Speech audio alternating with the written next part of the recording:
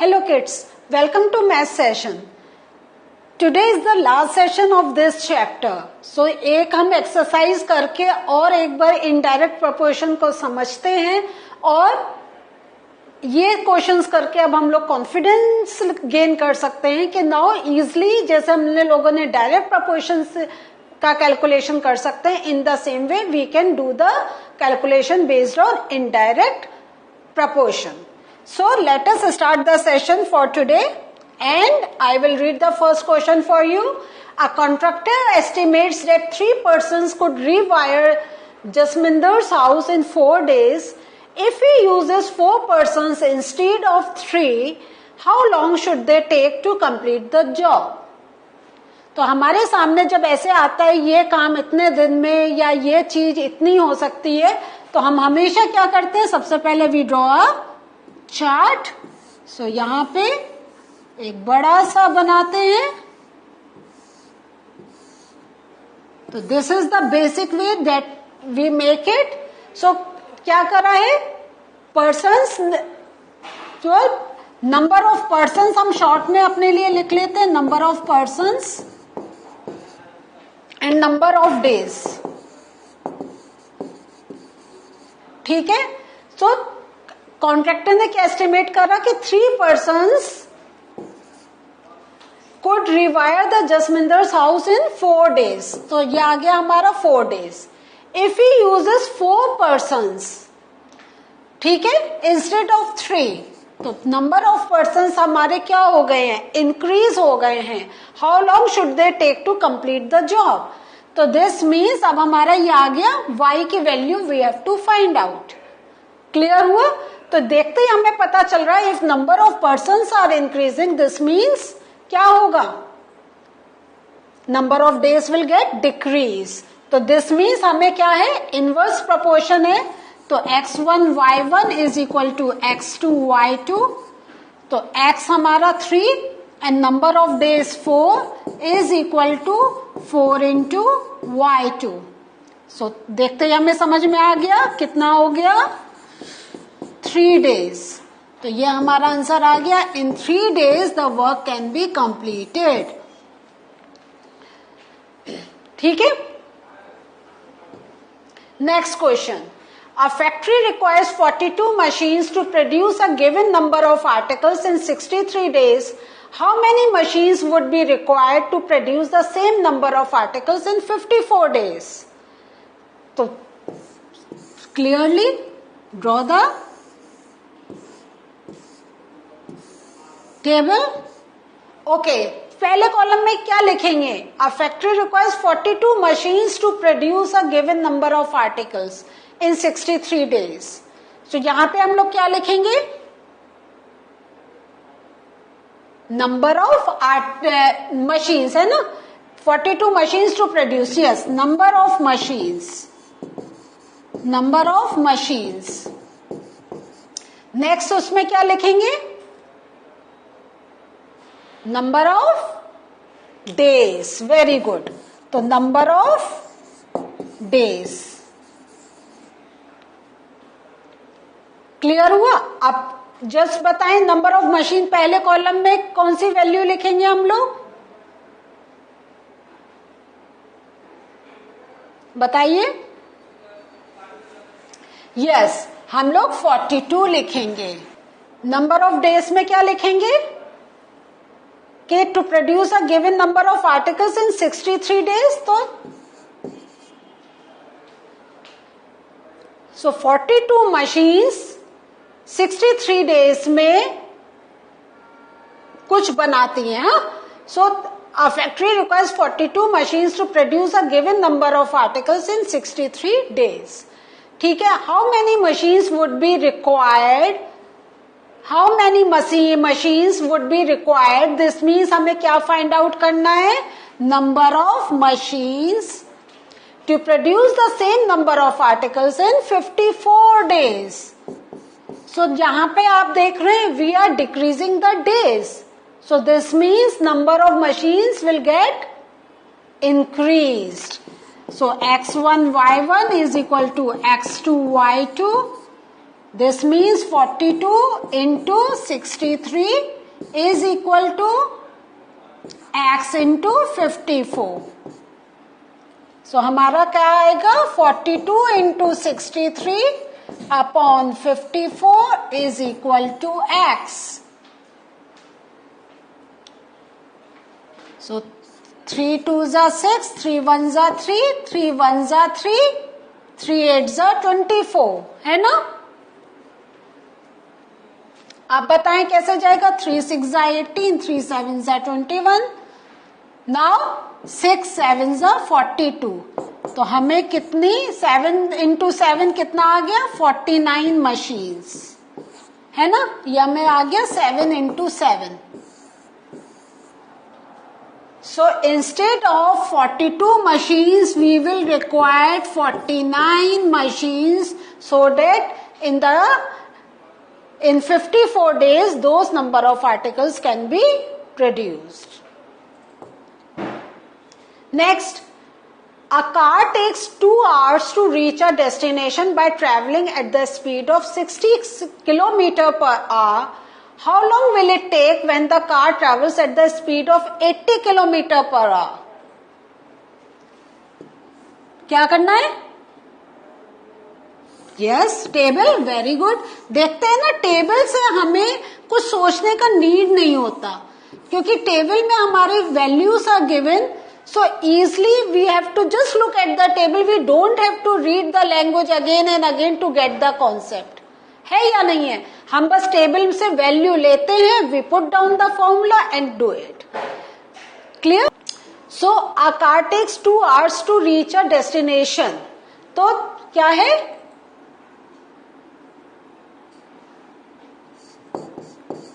यहां पे हम hours लिख दे रहे हैं एंड यहां पे हम स्पीड लिख दे रहे हैं. ठीक है? सो hours कितने हैं? 2 टू रीच अ डेस्टिनेशन, और उसमें स्पीड कितनी जा रही है? It is 60 kilometre per our.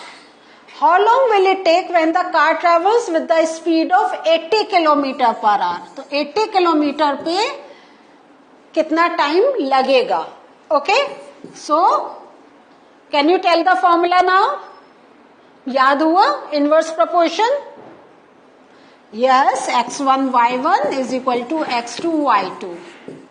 So x की जगह we are going to put value 2 into 60 is equal to x into 80. तो 2 into 60 upon 80 is equal to x. 0 0 cancel, 2 4s are 8, 2 2s are 4, 2 3s are 6. तो कितना आ गया हमारा? 3 upon 2, this means 1.5 hours. तो when we are increasing this speed by 20 kilometre per hour, तो we are saving half an hour. जो हम पहुंच रहे थे 2 घंटे में, now we can reach in 1.5 hours. Clear हुआ आपको? हम ऐसे भी कर सकते हैं, और क्योंकि इसमें क्या, now one more thing I want to mention here. हमने कुछ ऐसे एग्जाम्पल देखे थे जब हम टाइम लेते थे तो आवर्स को we use to change into minutes, होता था या नहीं? तो ये हमें as per the given quantity we have to think about how can we do the calculation. हमें जो दे रखा है already, it is give the जो टाइम टेकन है इट इज इन आवर्स, और as well as the speed is also in hours. तो यहाँ पे हमें ये नहीं करना है कि हम आवर्स को मिनट्स में चेंज करें, क्योंकि उसके अकॉर्डिंग हम फिर क्या होगा, हमें ये मिनट्स में चेंज करना पड़ेगा. सो बेटर, क्योंकि हमें डिस्टेंस, द स्पीड का जो दे रखी है value, it is in kilometre per hour. तो time taken if we are taking in hours then it is okay, और उसके अकॉर्डिंग हमने कैलकुलेट कर लिया. The answer is 1.5 hours. Clear हुआ आपको? Next question. 2 persons could fit new windows in a house in 3 days. One of the person fell ill before the work started. How long would the job take now? So again, क्या कह रहे हैं देखते हैं हम लोग. By keeping this in 2 person could fit a window in a house in 3 days. ठीक है, तो नंबर ऑफ पर्सन्स कितने दिन में? 3 days में. Okay sorry, number of persons है ना, सो नंबर ऑफ पर्सन्स हम कितने हैं? 2 दे रखे हैं ना. So here I will write 2. Number of person हमारे 2 हैं और डेज कितना दे रखा है हमें? 3. Now they are not saying के 1 पर्सन काम करेगा. उन्होंने ऐसे स्टोरी बनाई है कि one of the person fell ill. तो दिस मीन्स क्या होगा? एक ही पर्सन वर्क करेगा. तो 1 पर्सन वर्क करेगा तो how long would the job take now? So we have to find out this value. So let us apply the formula. x1 y1 is equal to x2 y2. So this means 2 into 3 is equal to 1 into y. So देखते ही हमें clear हो रहा है. 2 into 3 upon y is equal to 2 into 3 upon 1 is equal to y. This means हमारा कितना आ गया? अब लगेंगे 6 days. क्लियर हो गया? How many person would be needed to fit the windows in 1 day? So अब हमारा चार्ट विल बी डिफरेंट. अब क्या कह रहे हैं हमारे पर्सन्स, ये मैं शॉर्ट में आपको करके दिखा रही हूं, और डे से आपको नंबर ऑफ पर्सन अपने हाथ से लिखना होगा. सो ये हमारा रेशियो तो 2 3 है, लेकिन कह रहे हैं how many person would be needed to fit the window in 1 day. तो 1 day and here we need to find out the number of person. तो सेम फॉर्मूला अप्लाई करेंगे. Please do remember every time you have to write the formula x into 1. तो ये भी हमें answer क्या मिल गया? 6. So this means 6 persons will be required to fit the wiring in 1 day. Clear? One more question. A school has 8 periods a day, each of 45 minutes duration. How long would each period be if the school has 9 periods a day, assuming the number of school hours to be the same? So ये मैं question आप लोगों के लिए चाहती हूँ. You should try. आप इस टाइप से चार्ट बनाएं. अब आप क्या कहेंगे? Number of periods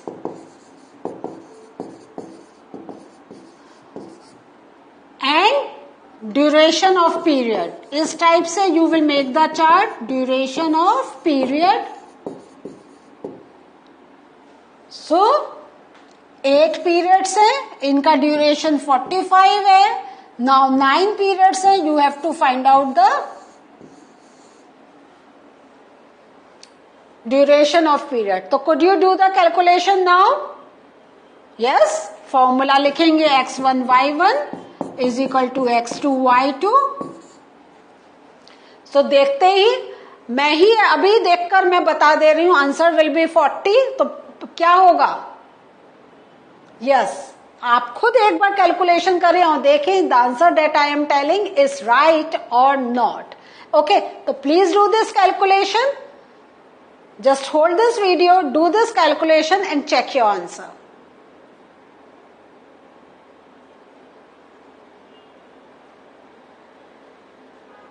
so you must have done, और आपको आंसर भी मिल गया होगा. So what did we learn today? Today we have completed this chapter, और इसमें हमने इनवर्स प्रोपोर्शन का कैलकुलेशन भी अच्छी तरीके से करना सीख लिया है. तो in the next session will start with a new chapter. So please do keep revising by the time you attend the next session. Do all these sums on your own so that you can say now you are very confident in doing these calculations. Bye.